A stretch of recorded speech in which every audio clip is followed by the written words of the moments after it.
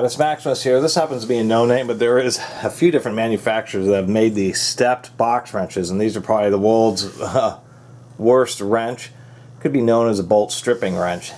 Anyway, the idea is simple, and you can see where they're coming from, but it's one of those tools that in practice they're terrible. They're just absolutely strip out the bolts and they strip themselves out. What you have is two tapers, like on the larger one it's 14/22 or 9/16 7/8. This is a Taiwanese no-name brand. Smaller size, 8 to 18 millimeter or 5/16 to ½ inch. So you get this huge range of sizes. 5/16 or 8 millimeters, all the way up to 7/8 or 22 millimeters. And one double-ended box wrench. It does have a 15-degree offset. I might as well do that. Even though this is a Taiwanese one, I mean, it's not bad. This one's like brand new. Forged. The idea is you just put it on the fastener, and what ends up happening is as you turn it, one side, the flat on one ends up on one side of the wrench, and the other side of the wrench kind of catches the corner of the fastener. And that's really the whole idea behind this tool. And it just does not work very well at all, because as we can see, when you catch onto a fastener, it is literally just right on the corners of the bolt, right on the absolute very edge. And because they have the space to try to work with both metric and fractional fasteners, this would work a little bit better if the steps were deeper and grabbed a little bit more of, I would say, the offset corner.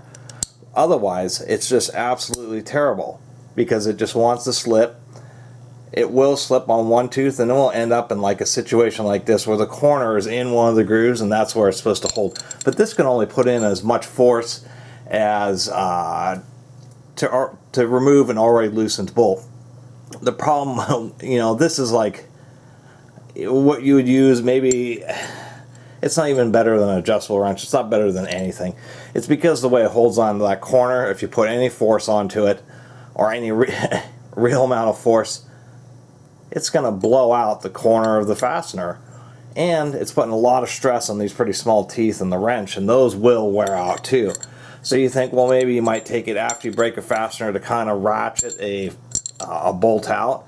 And in that situation, there's ratcheting style open-end wrenches, spring-loaded ones I've done a video. That would be better than trying to use this to turn out a fastener, because you're either going to be able to get at that fastener with the socket, or if you have to use a box wrench, it's going to be better, because this thing, as we can see, depending on the size of the fastener, it's going to have the end of this sticking way out. The thing's also pretty tall to try to prevent itself from stripping out fasteners. And obviously that big swing is just not going to get you into an area like a box wrench is, much less, the ratcheting end of a box wrench. This on a 17 millimeter actually still is full fit in the tighter spaces than this stepped wrench. So anyway, that was my little video. Not a lot else to talk about besides showing you some close-ups of how these things work. They're just really funky.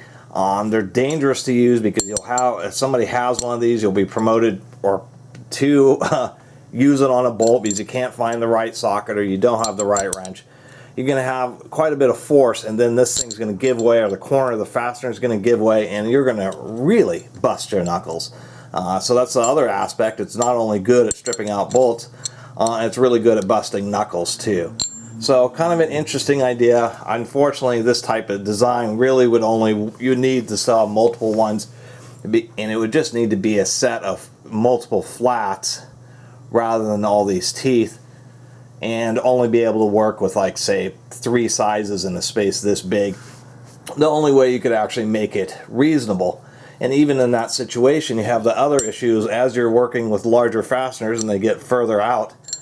They're right in the middle of this buckle, and obviously this is going to want to spread and splay out, further increasing risk of stripping fasteners and busting knuckles. I mean, that's really the only good thing that this wrench is good for. It's one of the reasons box ends are round and engage evenly, is the fact that when they do break, it's usually the top part that splits open, or maybe it'll split right here.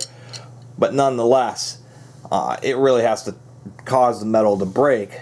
As long as the fastener doesn't strip, if the box wrench breaks, I mean, it's going to have to completely fail the metal, where this will just want to stretch out and slip. So there might, you know, I got it because I like doing reviews of all these odd tools. There might be some situation where you're working with an odd shaped fastener, maybe a 5-sided fastener, something like that, where, you know, this might be, you know, maybe some wing nuts that are very difficult to remove. This long slot would be great for removing wing nuts. And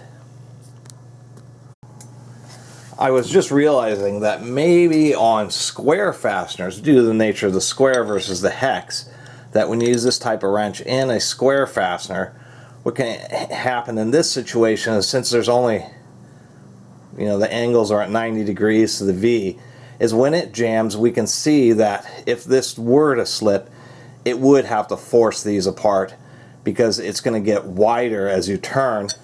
I think that's part of the principle of how they're relying on the hex fasteners. As it's turning, it's kind of causing the corner to jam into the side of the wrench. But working on a square fastener using this kind of wrench, I think you would have better luck. So maybe it might be good in that situation too. Anyway, I really appreciate everybody who's been watching and subscribing, and if you haven't subscribed, please do. Until next time, Catus Maximus out.